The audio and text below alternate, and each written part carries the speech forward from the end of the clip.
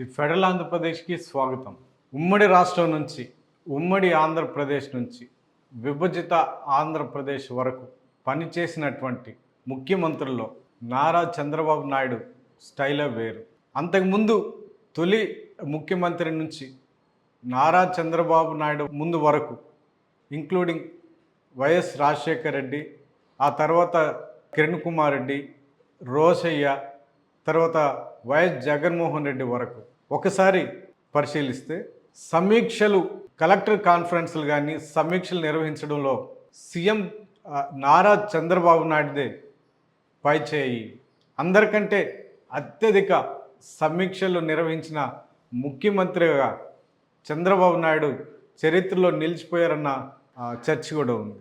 ఇటీవల సోమవారం నుంచి ఈరోజు మంగళవారం 2 రోజుల పాటు కలెక్టర్ కాన్ఫరెన్స్లు నిర్వహించడంతో ఈ చర్చ తెరపైకి వచ్చింది.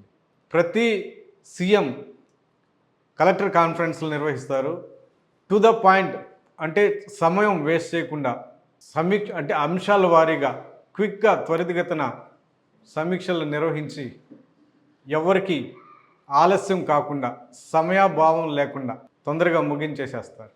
కానీ సీఎం చంద్రబాబు నాయుడు సమీక్ష నిర్వహిస్తున్నారని అధికారులకి సీఎంఓ నుంచి సమాచారం అందిందంటే వాళ్ళు గుండెల్లో రైలు పరిగెత్తిస్తారు. ఆయన సమీక్షలు మారతాన్ చేస్తారు. అలా ఇలా కాదు, గంటల తరబడి సమీక్షలు నిర్వహిస్తారు అన్న చర్చ అధికార వర్గాల్లో ఉంది. వైఎస్ రాజశేఖర రెడ్డి, తర్వాత జగన్మోహన్ రెడ్డి, వీళ్ళిద్దరూ, తర్వాత చంద్రబాబు నాయుడు, వీళ్ళు ముగ్గురిని ఒకసారి పరిశీలిస్తే రాజశేఖర్ రెడ్డి ఎంతవరకు సమీక్ష నిర్వహించాలో అంతవరకు నిర్వహించి అధికారులకి సమయం వేస్ట్ చేయకుండా పంపించేసేవారని సీనియర్ మోస్ట్ అధికారులు చెప్తుంటారు. జగన్మోహన్ రెడ్డి అయితే 1-2 సార్లు కలెక్టర్ కాన్ఫరెన్స్ నిర్వహించారు. సమీక్షలు కూడా శాఖల వారీగా సమీక్షించే సమయంలో కూడా చాలా తక్కువ టైంలో సమీక్ష చేసి వాళ్ళకి ఆదేశాలు ఇవ్వడము, సూచనలు ఇవ్వడము చేసి పంపించేసేవారు. అక్కడ అధికారులు ఆ సమీక్షల కోసం ఎదురు చూడాల్సిన అవసరం లేకుండా పోయేది. సమయం వేస్ట్ చేయకుండా కాలం కలిసొచ్చే విధంగా వాళ్ళు ప్లాన్ చేసుకునేవాళ్ళు. కానీ చంద్రబాబు నాయుడు దగ్గర సమీక్షలు అయితే గంటల తరబడి అధికారులు వెయిట్ చేయాల్సిన పరిస్థితి ఉంటుంది అన్న చర్చ కూడా ఉంది. కలెక్టర్ కాన్ఫరెన్స్లు, క్యాబినెట్ సమావేశాలు 2024 తర్వాత అధికారంలోకి వచ్చిన తర్వాత వరుసగా చాలా క్యాబినెట్ సమావేశాలు నిర్వహించారు. ఇప్పటికే 4 క్యాబినెట్ సమావేశాలు నిర్వహించారు. ఈ 4 ఏళ్ల పాటు, అంటే ఏడాదిన్నర కాలం అయిపోయింది కాబట్టి ఈ 4 ఏళ్ల పాటు లేకపోతే 3.5 ఏళ్ల పాటు దాదాపు 25 క్యాబినెట్ సమావేశాలు నిర్వహించడమే మా లక్ష్యం అని చెప్పాడు. అట్లాగే 125 కలెక్టర్ కాన్ఫరెన్స్లు నిర్వహిస్తాము, ఇది మా లక్ష్యం, మా టార్గెట్ అని చంద్రబాబు నాయుడు ప్రకటించారు. ఈ సమావేశాల వల్ల, కలెక్టర్ సమావేశాల వల్ల కానీ, శాఖల వారీగా రివ్యూ సమావేశాల్లో కానీ ఎంతవరకు ప్రజలకు మేలు జరుగుతుంది, అధికారులకు సమయం వృధా అవుతుందా, లేకపోతే వాళ్ళు గంటల తరబడి వెయిట్ చేయాల్సి వస్తుందా, సమీక్షలో తీసుకున్నటువంటి నిర్ణయాలు అమలు కావడానికి ఎంత టైం పడుతుంది, అమలైన తర్వాత సమీక్షలో తీసుకున్నటువంటి నిర్ణయాలు ఏ మేరకు వాళ్ళు గ్రాస్ రూట్ లెవెల్లో, క్షేత్రస్థాయిలో ఇంప్లిమెంట్ చేస్తున్నారు అన్న విషయాలన్నీ ప్రశ్నార్థకంగానే ఉన్నాయన్న చర్చ కూడా ఉంది. ఎందుకంటే సమీక్షకి మధ్య గ్యాప్ లేకుండా వెంటనే సమీక్షలు నిర్వహించడం వల్ల ఒక సమీక్షలో తీసుకున్నటువంటి నిర్ణయాలు గ్రాస్ రూట్ లెవెల్లో, క్షేత్రస్థాయిలో అమలు చేయడానికి ఖచ్చితంగా టైం పడుతుంది. వెంటనే సమీక్షలు చేయడం వల్ల సీఎం గారికి సరైన సమాధానాలు చెప్పలేకపోతున్నాము.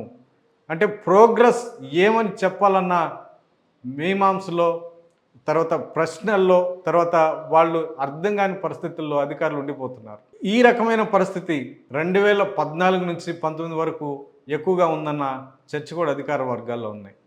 ఎన్నికల ముందైతే క్రమం తప్పకుండా ప్రతి వారానికి ఒక సమీక్ష నిర్వహించారు. ప్రతి శాఖకు సంబంధించి ఒక్కొక్క వారంలో ఒక్కొక్క శాఖకు సంబంధించి సమీక్ష నిర్వహించేవాడు. అధికారులకి గుండెల్లో రైలు పరిగెత్తే జ్వరం వచ్చేది అని అధికారులు కూడా చర్చించుకుంటున్నారు. చంద్రబాబు గారి సీఎంఓ కార్యాలయం నుంచి సమీక్ష ఉంది, మీరు ప్రిపేర్ అయ్యి రావాలి అన్న సమాచారం వచ్చిందంటే ఇంక వాళ్ళు వణిగిపోతారు.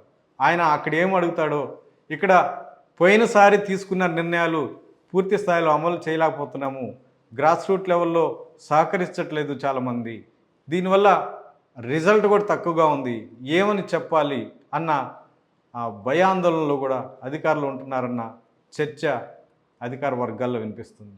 ఈ నేపథ్యంలో ఉమ్మడి ఆంధ్రప్రదేశ్ చరిత్రలో కానీ విభజిత ఆంధ్రప్రదేశ్ చరిత్రలో కానీ సమీక్షల సీఎంగా నారా చంద్రబాబు నాయుడు ఒక ప్రఖ్యాతి పొందారు, ఒక పేరు తెచ్చుకున్నారు. మారథాన్ సమీక్షల సీఎంగా ఒక ప్రత్యేక గుర్తింపు తెచ్చుకున్నారన్న చర్చ కూడా ఉంది. ఇది ఒకవైపు అయితే, పబ్లిసిటీ కోసం కూడా చంద్రబాబు ఈ రకమైన వాతావరణం క్రియేట్ చేస్తారు. సమీక్షలు నిర్వహించడం వల్ల ప్రజల్లో చంద్రబాబు పరిపాలన బాగు చేస్తున్నారు, ఫలానా శాఖ మీద ఫలానా నిర్ణయం తీసుకున్నారు అన్న ఆ సందేశం ప్రజల్లో పబ్లిసిటీ చేయడానికి, పరిపాలన బాగా చేస్తున్నాడన్న సందేశం ప్రజల్లో పంపించడానికి ఇది ఒక పబ్లిసిటీ స్టంట్గా కూడా ఉపయోగించుకుంటారు.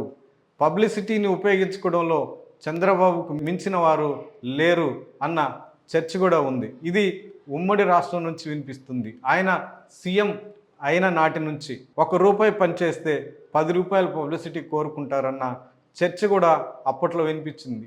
ఇప్పుడు కూడా అది కూడా ఆ చర్చ వినిపిస్తుంది. అధికార వర్గాల్లో అయితే ఈ రకమైన వాతావరణం ఎక్కువగా ఉంటుంది. ఏది ఏమైనా సమీక్షల్లో తీసుకున్నటువంటి నిర్ణయాలు క్షేత్రస్థాయిలో అమలు చేస్తే ఖచ్చితంగా సత్ఫలితాలు ఉంటాయి. కానీ దానికి ఒక క్రమబద్ధమైన, ఒక నిర్ణయాత్మకమైనటువంటి సమయం కావాలి. ఆ సమయం లోపల మళ్ళా అదే అంశాల మీద సమీక్షలు చేస్తే కూడా సమయం వృధా కావడం తప్ప దానివల్ల ఫలితం ఉండదన్న చర్చ కూడా అధికార వర్గాల్లో వినిపిస్తుంది. ఈ నేపథ్యంలో ఈ 4 ఏళ్లలో నిర్వహించేటువంటి 125 కలెక్టర్ కాన్ఫరెన్స్లో కానీ 25 క్యాబినెట్ సమావేశాల్లో కానీ సమయాభావం లేకుండా, సమయం వృధా కాకుండా నిర్ణయాత్మకమైనటువంటి అంశాల మీద చర్చలు జరిపి దిశానిర్దేశం చేసి అవి ప్రజలకు ఏ మేరకు అందిస్తారు, ఏ మేరకు చేరువ చేస్తారు అన్న అంశం భవిష్యత్తులో చూద్దాం.